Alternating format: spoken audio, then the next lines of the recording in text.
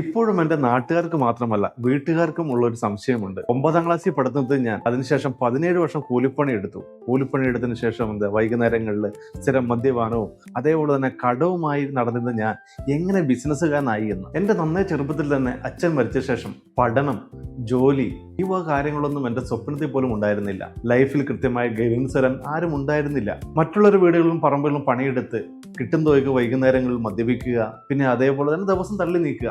വെറും 9ാം ക്ലാസ് വിദ്യാഭ്യാസം മാത്രമുള്ള എനിക്ക് വേറെന്ത് ലോകം. പക്ഷെ പെട്ടെന്നൊരു ദിവസം കാര്യങ്ങൾ മാറി മറിഞ്ഞു. ഒരു ഓട്ടോറിക്ഷ പോലും വാങ്ങാൻ ഗതിയില്ലായിരുന്ന ഞാൻ കാറുകളിൽ യാത്രയായി. അതേപോലെ തന്നെ ചെറിയൊരു ഓടുമേഞ്ഞ വീടുണ്ടായിരുന്ന ഞാൻ ഒരു നല്ല വീട്ടിലോട്ട് മാറി. അപ്പോൾ ചിലരൊക്കെ പറഞ്ഞു വരുത്തി കൂലിപ്പണിക്കോ ഇവൻ എന്തോ നിധി കിട്ടിയെന്നും, ചിലർ പറഞ്ഞ് ലോട്ടറി അടിച്ചെന്നും, പിന്നെ സദാസമയം കള്ളും വെള്ളമായി നടക്കുന്നവനും ഈ എന്തായാലും രീതിയിൽ ഇങ്ങനെ കിഴിയുണ്ടാവുമെന്ന് തന്നെ വിചാരിച്ചു. സത്യത്തിൽ വെറും ഒരു കൂലിപ്പണിക്കാനായി എനിക്ക് വന്ന മാറ്റം, എനിക്ക് മാറി ചിന്തിക്കാൻ തോന്നിയത്, എന്നെ ഇന്നത്തെ ഞാനാക്കിയത് യാദൃശികമായി ഞാൻ വായിക്കാൻ ഇടയ ഒരു പുസ്തകമാണ്. എന്നിലെ ബിസിനസ്സുകാരനെ ഉണർത്തിയ പുസ്തകം. കൂലിപ്പണിക്കാരിൽ നിന്ന് അനേകായിരം പേർക്ക് ജോലി കൊടുക്കുന്നവനായി എന്നെ മാറ്റിയ ഒരു പുസ്തകമാണ്. സ്കൂൾ വിദ്യാഭ്യാസം കൊണ്ട് മാത്രം സമ്പന്നനാകാൻ കഴിയില്ലെന്നും സാമ്പത്തിക അറിവാണ് യാഥാർത്ഥ സമ്പത്ത് എന്നും പഠിപ്പിച്ച, ബിസിനസ്സുകാരനാവാനുള്ള ആ സിമ്പിൾ ഫോർമുല എന്നെ പഠിപ്പിച്ച ആ പുസ്തകം ഏതാണെന്നല്ലേ? റോബർട്ട് കിയോസാക്കിയുടെ റിച്ച് ഡാഡ് പൂർ ഡാഡ് എന്ന പുസ്തകമാണത്. എന്നെ മാത്രമല്ല എന്നെ പോലെ ലക്ഷക്കണക്കിന് പേരുടെ ജീവിതം മാറ്റിമറിച്ച ആ പുസ്തകത്തിലെ ESBI സാമ്പത്തിക മാതൃകയാണ് എന്നെ ബിസിനസ്സുകാരനാക്കിയത്. അത് പറയുന്നതിന് മുമ്പ് ഞാനൊരു കാര്യം ചോദിക്കട്ടെ. നല്ലൊരു ജോലി കിട്ടിയാൽ ജീവിതം സെറ്റാവും, സമയത്തിന് കൃത്യമായ ശമ്പളം വന്നാൽ മതി എന്ന ചിന്തയാണ് നിങ്ങൾക്കുള്ളതെങ്കിൽ നിങ്ങൾ ഈ മുകളിൽ പറഞ്ഞ ഇയിലോ യെസിലോ ആണ്. ഇ എന്ന് പറഞ്ഞാൽ എംപ്ലോയി, യെസ് എന്ന് പറഞ്ഞാൽ സെൽഫ് എംപ്ലോയി. അതെ, കഠിനാധാനം കൊണ്ടും നിങ്ങൾ ഒരിക്കലും പണക്കാരനാവില്ല. വിശദമായി പറയാം.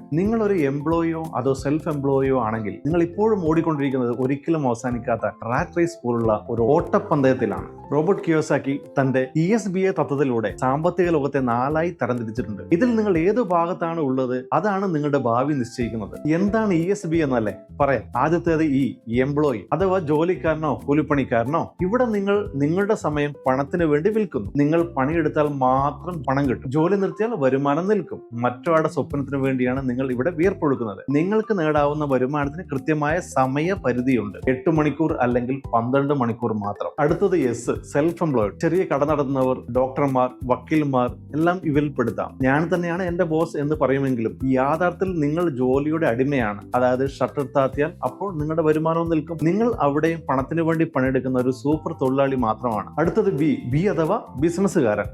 അവിടെ നിങ്ങൾ പണിയെടുക്കുകയല്ല, നിങ്ങൾക്കായി ഒരു സിസ്റ്റം പണിയെടുക്കുന്നു. അവിടെ നിങ്ങൾ ഇല്ലെങ്കിലും നിങ്ങളുടെ ബിസിനസ് പണം ഉണ്ടായിക്കൊണ്ടിരിക്കും. അടുത്തതാണ് I അഥവാ ഇൻവെസ്റ്റർ.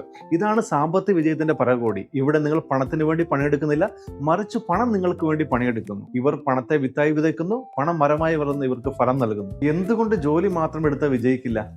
ജോലി എടുക്കുന്നവരോ സ്വയം തൊഴിൽ ചെയ്യുന്നവരോ അവരുടെ ശാരീരിക അധ്വാനത്തെയാണ് ആശ്രയിക്കുന്നത്. എല്ലാവർക്കും അധ്വാനിക്കാൻ പരിമിതികളുണ്ട്, സമയത്തിനും പരിധിയുണ്ട്, അതിനാൽ വരുമാനത്തിനും ഒരു പരിധി ഉണ്ടാവും. സത്യത്തിൽ പണത്തിന് വേണ്ടി പണിയെടുക്കുന്ന നിർത്തുക, പണം കൊണ്ട് പണിയെടുപ്പിക്കാൻ പഠിക്കുക. അന്ന് മാത്രമേ ആർക്കും സാമ്പത്തികമായി സ്വതന്ത്രരാകാൻ കഴിയൂ. ഇതാണ് റോബർട്ട് കിയോസാക്കി റിച്ച് ഡാഡ് പൂർ ഡാഡ് എന്ന പുസ്തകത്തിലൂടെ ലോകത്തോട്ട് വിളിച്ചു പറയുന്നത്. ഈ തിരിച്ചറിവിന് എനിക്ക് വേണ്ടി വന്നത് 17 വർഷങ്ങളാണ്. ഇത് കേൾക്കുമ്പോൾ ആർക്കും ഒരു ഡൗട്ട് വരും, ഇപ്പോൾ ജോലിയോ അല്ലെങ്കിൽ കൂലിപ്പണിയോ ഉണ്ട്, ഈ ജോലി ചെയ്തില്ലെങ്കിൽ വീട് എങ്ങനെ നടക്കും? കിയോസാക്കിയും ഇത് തന്നെയാണ് പറയുന്നത്. ജോലി ഉപേക്ഷിക്കാൻ ആരും പറയുന്നില്ല, പക്ഷെ ജോലി ചെയ്യുന്ന സമയത്ത് ആ വരുമാനത്തിന്റെ ഒരു ഭാഗം മുകളിൽ പറഞ്ഞ ബിയിലേക്കോ ഐയിലേക്കോ മൂവ് ആക്കണം എന്നാണ് അദ്ദേഹം പറയുന്നത്. ഒരു സത്യം തുറന്നു പറയാം, 95% ആളുകളും ജീവിതകാലം മുഴുവൻ കഷ്ടപ്പെട്ടാലും പണക്കാരാവില്ല. അതിന് നിങ്ങൾ മടിയന്മാരായതുകൊണ്ടല്ല, മറിച്ച് നിങ്ങൾ തെറ്റായ ട്രാക്കിലൂടെയാണ് ഓടിക്കൊണ്ടിരിക്കുന്നത് എന്തുകൊണ്ട് മാത്രമാണ്. നിങ്ങൾ എത്ര ഉയർന്ന വിദ്യാഭ്യാസം നേടിയാലും എത്ര കഠിനമായ ജോലി ചെയ്താലും അല്ലെങ്കിൽ യെസ് എന്ന വിഭാഗത്തിൽ മാത്രം തുടർന്നാൽ നിങ്ങൾ സമ്പന്നനാകില്ല. കാരണം ദിവസത്തിൽ 24 മണിക്കൂർ മാത്രമേ നമുക്കുള്ളൂ. സമയം വിറ്റ് പണമുണ്ടാക്കാൻ ശ്രമിക്കുന്ന ഒരാൾ ജീവിതത്തിൽ ഒരിക്കലും വലിയ വളർച്ച നേടാൻ സാധ്യമല്ല.